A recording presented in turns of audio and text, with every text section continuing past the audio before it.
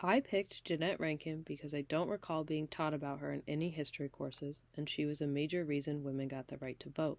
She stood out because of her resilience to stand her ground in her opinions, especially regarding war and violence.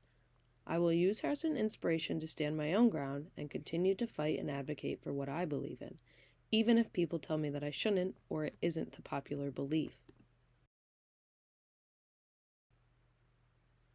Jeannette Rankin was born on June 11, 1880. She was born the first of 6 children to John and Olive Rankin. Her mother was a teacher and her father a wealthy mill owner. Jeannette was born near Missoula in Montana Territory. Growing up, Jeannette did various chores around their ranch. She cleaned, farmed, sewed, and helped take care of her younger sisters and brother. She even built a wooden sidewalk by herself for a building her father owned so they could rent it out. During childhood, she was doing a large amount of labor to help maintain the ranch, and she noticed that the women of the 1890s Western frontier did the same labor as men, but they did not have the legal right to vote. Jeannette graduated high school in 1898 and attended the University of Montana, where she graduated with a Bachelor of Science in Biology in 1902. Regardless of her degree, she thought about being a dressmaker, teacher, or furniture designer. Her father died in 1904, and she took over the responsibility of caring for her siblings. I believe that growing up on a ranch while doing the same work as men, but not having the same rights, combined with being the primary caretaker after college, was the spark that would lay dormant until she was 27.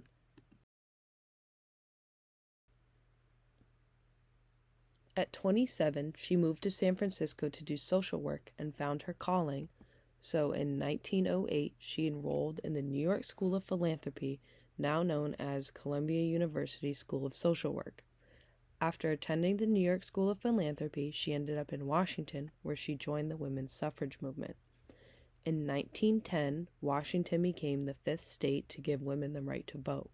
Rankin then went back to New York to join the New York Women's Suffrage Party and traveled to Washington, D.C. to lobby on behalf of the National American Women's Suffrage Association.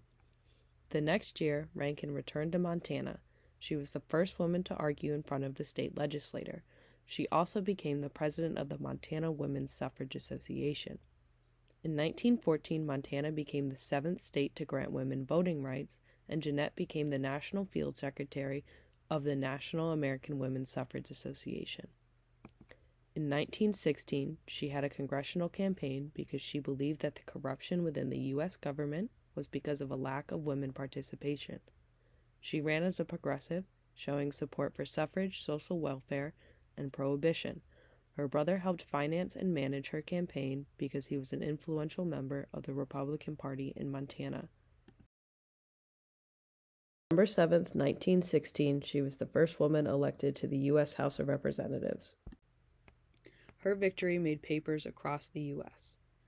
Following her victory, Congress was called into session in response to Germany declaring submarine warfare.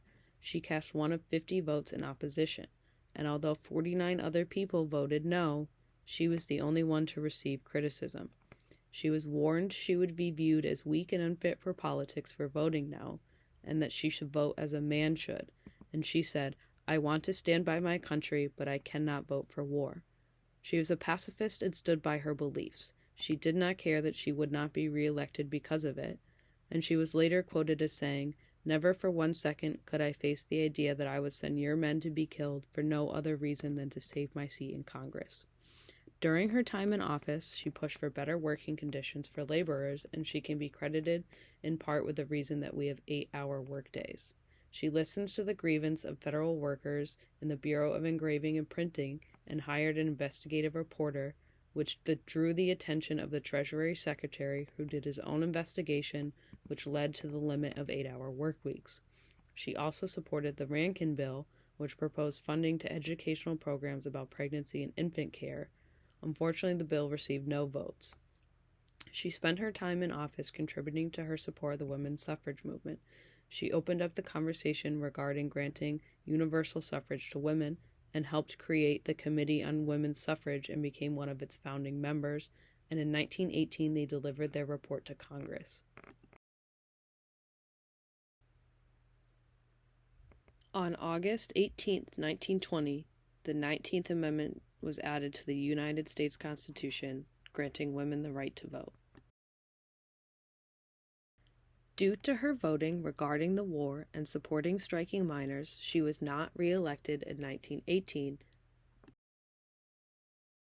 Rankin continued her advocacy after leaving Congress. She was a field secretary for the National Consumers League, and she was a lobbyist for multiple pacifist organizations. She supported the Shepard-Towner Act, which provided federal funds to states to establish programs to educate people about prenatal health and infant welfare.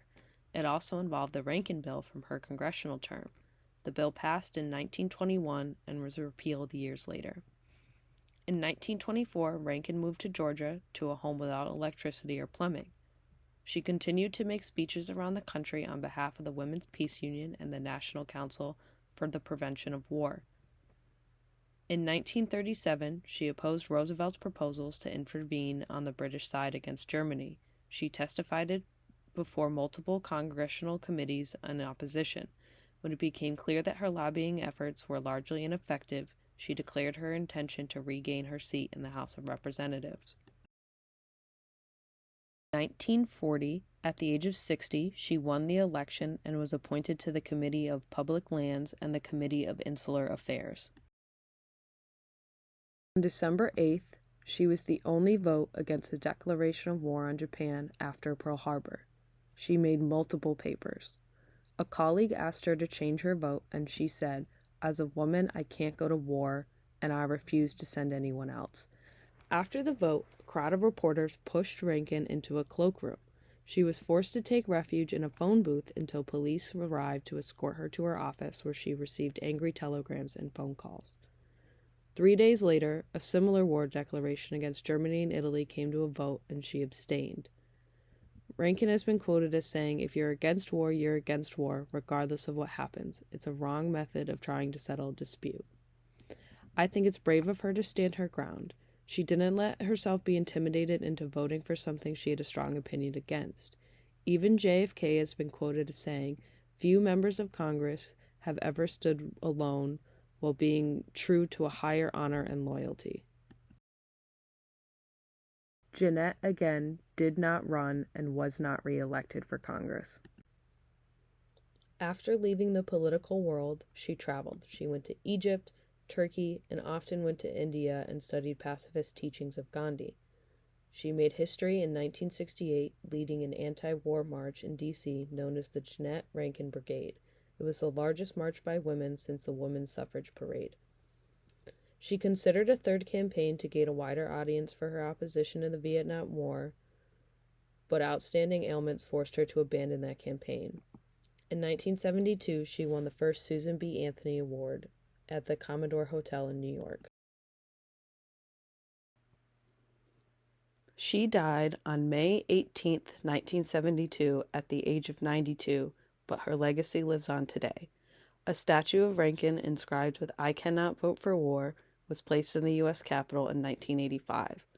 The Jeannette Rankin Foundation, founded in 1978, is a nonprofit organization that awards annual educational scholarships to low-income women 35 and older across the United States.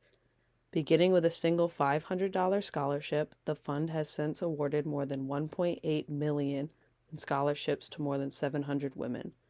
Rankin continues to act as an inspiration to pacifists, feminists, and women with what she has accomplished, stood for, and overcome during her life.